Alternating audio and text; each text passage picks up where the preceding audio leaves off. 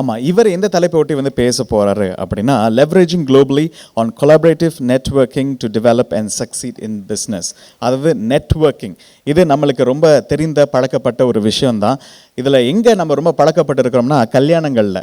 இப்போ கல்யாணத்தில் ஒரு பையன் ஆஃப்ரிக்காவில் கூட இருப்பான், நம்ம நெட்வொர்க் யாராச்சும் ஒருத்தர் அவருக்கு தெரியும், ஃபோன் பண்ணி இந்த பையன் எப்படிப்பா, இந்த பொண்ணு எப்படிப்பா அப்படின்னு சொல்லுவாங்க. அந்த மாதிரி கல்யாணம் செய்யும் பொழுது கூட நம்ம பல பேர் பல ஊர்களில் இருக்கிறோம், ஆனால் நம்மளுக்கு தெரிந்த நெட்வொர்க்ஸ் மூலமாக எப்படியும் நம்ம இந்தியாவில் பிடிச்சி நம்ம செஞ்சிடறோம். ஆக நெட்வொர்க்ஸ் அப்படிங்கிறது ரொம்ப முக்கியமான ஒன்றாக இருக்குது, நகரத்தார்களுக்கு தெரிந்த ஒரு விஷயமாக இருக்குது. அதை பற்றி மேலும் பேசுறதுக்காக வருகிறார் திரு Meyyappan, co-founder and MD of Sconce Solutions, United States of America. A short introduction about me. Meyappan Annamalai, born and brought up in Ooty, and then did my education all over there, and then moved to Annamalai University, passed out in 89, and that kind of grounded me, or at least molded me on both ways to see how the world behaves. First couple of years in India, and then moved to Singapore in 95, worked with multinationals for about 6 years, and then 2001 started Sconce based out of Singapore. So Malaysia and Singapore is close to my heart since I lived there for almost 20 years. And then we started 2001 primarily on any type of software development in Singapore, but then slowly found what is our path, that the 3D engineering, CAD/CAM was our area where we survived, and we entered into Japan in 2003, worked with almost all the Japanese companies you could name for about 4-5 years, and then moved into India with the development center in 2004 and 5, and then moved into US in 2007, Italy in 11, Germany in 18, and from 2015 to 2019 we acquired about 4 companies. I moved to US in 2015, and then in 2021 was an interesting period because after COVID we were doing pretty good, and there were about multiple offers on the company, and so we exited in April 2022 to a Swedish company called PDS Vision, which is a public listed company over there.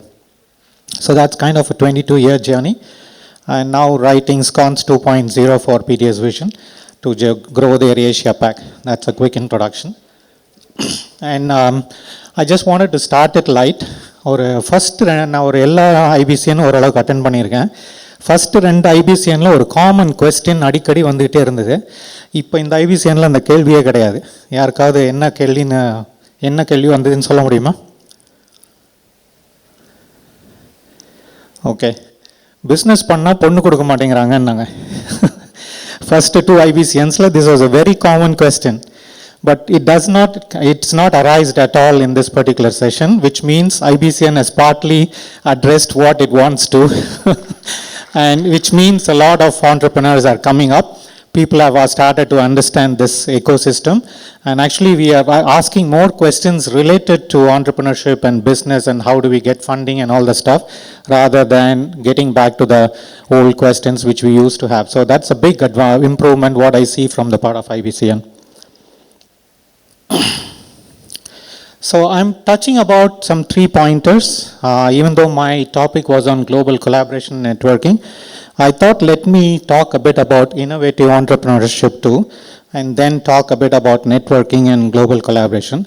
One more point is I wanted to bring us to reality. So please don't get offended if something is not correct on some of my presentations. And as many of them said, the more you get, the more you get. That is, I just want to re-emphasize that again one more time, that definitely it helps. So definitely we have to do more in order for us to get more. And let's face this is what I wanted to talk about, reality. Do you remember these logos? Most of them would. Any common agenda between all of these logos? Do you understand what this means? What is common between all these logos? But at least do we know what these logos are? Definitely Google, yes. Baskin Robinsons is an ice cream company. Oracle is a large software company. Starbucks, everybody knows. Facebook, everybody knows. Goldman Sachs is an investment company. So what is the common logic behind this? Or common ground? Yeah? Sorry? Okay, that's kind of, but what is that common? We are connected with Nagarathars. Yeah? No? Connected with Nagarathars? No? Okay, interesting. Let me go ahead. It's all founded by Jewish community. Okay? So I'm trying to compare ourselves with the Jewish community because we are kind of same in terms of size. I could have gone with the Gujaratis and other terms, but Jewish is exactly similar to in population to compare to what Nagarathars are. But they also have gone through all the adversities what we have been in life. They have been pushed out of their locations, pushed out of their spaces, but they always have strived to be one of the best communities in the world. And all these companies are founded by, and they are global companies, because my topic was global collaboration, global networking, so I'm trying to connect from there. You can see that it's the top 5 best performings in the economies in the world, Israel. And then this was very interesting. After a lot of research, we could find this. There are 42 unicorns from Israel between 2021 and 2022, which is, I hope you know what is meant by unicorn, which is $1 billion and above valuation companies, which is abnormally high compared to Israel for the type of small state, which is, I would say, less than the size of Tamil Nadu. And this is also an interesting fact. Jewish communities provide about 1% of the global GDP, whereas their population is only about 0.19% of the world's population. So they are making an impact to the entire world. And similarly, about 30% of Forbes 400 are Jewish. And of the top 10 companies in US, 5 of them are run by Jewish. So this kind of says that an equal community, and one of the same similarities what we have in our DMA is their math capabilities and our math capabilities are kind of exactly the same. We are generally called that the Jews of South India. So that's how I kind of see this as an equal. And so we need to strive to we can understand how they have done the global collaboration and how they have achieved this so that it also helps us to go through that particular path. Where we are. I'm sorry to put this line, but we got stuck in the 1900s. We have not moved out of this. For the last 30 years, we have not seen any major global companies pop up from our community. I would say the Murugappa group is to a certain extent, but all the others are able to manage or able to survive, but really have not gone to the level what we would have expected. So that is where one of the reasons like we transitioned to a salaried structure, which needs to change, which we are seeing in each one of these IBM conferences, and I hope this changes really in terms of how do we innovate and how do we move forward. I hope all of you know this symbol. It's Google, where we used to search. And the topic I wanted to touch about is a bit of an innovative entrepreneurship. I wanted to bring to a space where we all understand where the world is going on right now. Anybody understand what this icon is? Many of you know, right? Okay. So let me bring you a quick example. Why we need to innovate? That was the question. So I asked this question to Google. How do you collaborate effectively? After preparing my slides, I wanted to check whether I'm right or if Google is right.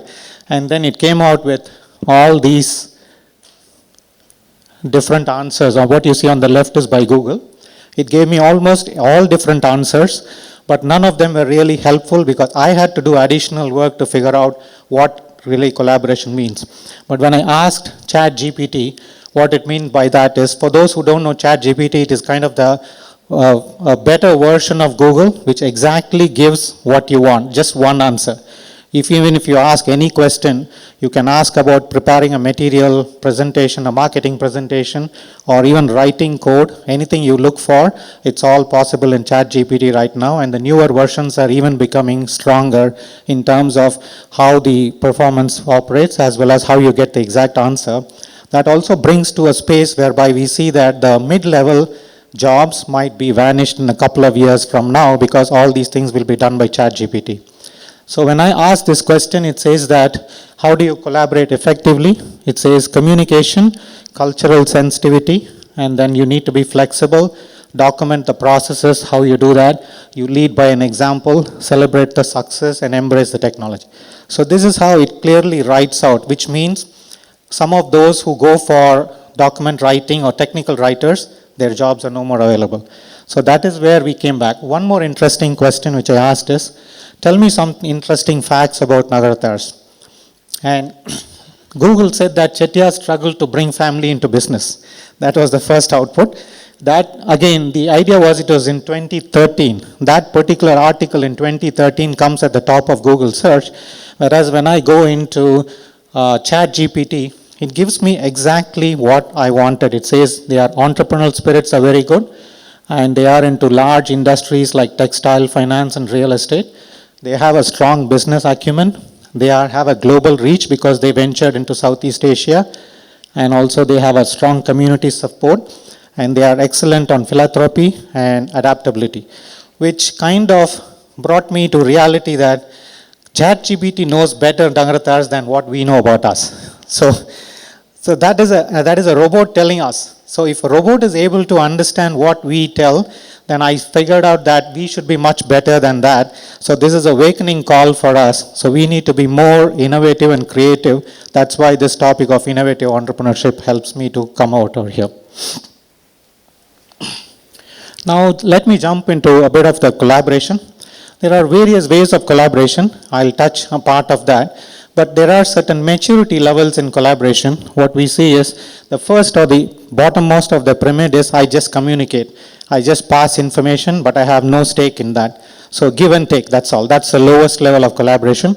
And then when we have complementary goals between two different partners, then it starts to go up on the pyramid. And when we have compatibility, even though our thoughts may be different, our directions may be different, but if we feel that there is a compatibility on the end goal, then that's the higher level. But the highest level is having a joint goal between two partners who operate on two different locations. So that's where the collaboration really starts up. And as per Steve Jobs, you need a team. An individual can never make what he wants, so a team really helps in how we do things. And also I wanted to touch a bit about the evolution of globalization. How did it all happen? The age of discovery, actually we are not new to the global collaboration, because when our forefathers ventured into Southeast Asia, it's already a global collaboration. So then we conducted all the businesses around Kittangi, where we all had sitting in one place. We took a risk if there was a large expense required. So it was all collaboration properly done on those days, but it was all at outside India, which we all figured out that. So we are not, we definitely know what is collaboration to start with. And then happened the globalization 1.0, which is where the industrial revolution started. And this is where the textile industry especially started collaborating on the global world. And to do all this, the information was purely used on books. Libraries, books, that is where we used to find information. But then came in the aviation world, and industrialization 2.0 picked up. That is when we started to have more industries, and then we had globalization 3.0, which is where we said computers came in, Google came in for search, and we figured out that design anywhere, manufacture anywhere. That was the concept of globalization 3. But we are today in globalization 4, or you could call it as even industrialization, where we see that it's more of automation and digital thread, and AI and IoT taking most of our work. So as per the chairman of WEF, what we see is globalization has just begun. The world has not prepared for it, but definitely there is a large potential where we can play a role. So that is where we start to come in and figure out how does it affect our community, or how do we embrace this. Some more pointers. I just wanted to give some numbers to make sure that whatever I speak is valid. So as per Zipa, the effective collaboration, if the companies do an effective collaboration, about 41% of customer satisfaction increases there. That is one of the key metrics, and that improves in product quality, and that again improves on the product development and helps the sales to be more about in terms of 25%. So these are some key metrics for us to figure out, like how do we go about why global collaboration is required and why we need to be part of that. And another interesting talk is on last week I had a business lunch with Mr. Meyappan of the Murugappa group, and he kind of brought this interesting point that expose the local talent globally. So they are a global company. They have operations all over the world.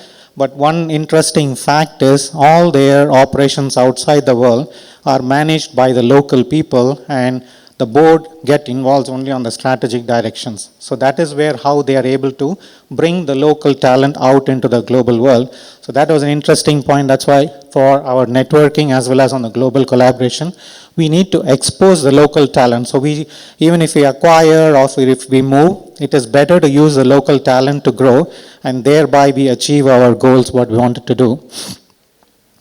And that also helps us that in terms of problem solving, we may have had some issues in certain factories, which on the other side we may not have done, and we could learn from them as well as, and then move it out into problem solving.